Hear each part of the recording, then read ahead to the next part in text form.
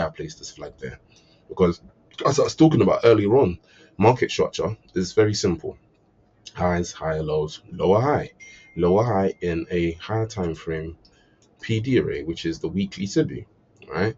And we get a failure from this area, right? In the sense where we get a nice bearish down close candle with little manipulation to the upside, confirming that this area will need to be revisited sometime in the future.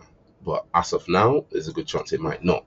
So what that's telling me is aiming for another form of sell side liquidity, another form of liquidity, which in this case is sell side, or the midpoint of the weekly range. So the weekly, I say weekly range more in the sense where I'm looking at the most recent lows and most recent highs before massive swing.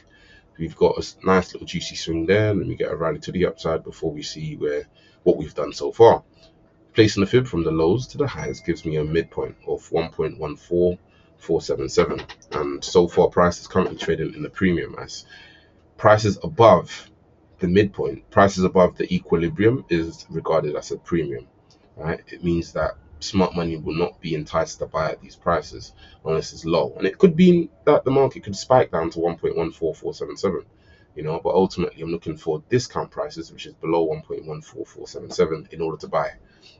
Hence the reason why I've got that labeled out there. And ladies and gentlemen, you can't make this up.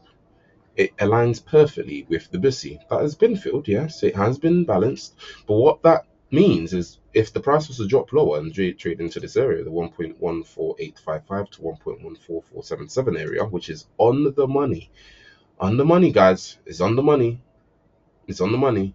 right? I'm using this as an inversion fair value gap to trade lower, right, into this area here. But going forward, I'm interested in Euro USD. I'm going to be leaving you guys with the dollar index, because if the dollar index rallies, then guys, you already know that Euro USD and GBP USD is going to sell off. So I'm looking for risk off conditions for dollar index and a continuation to the downside for GBP USD and Euro USD.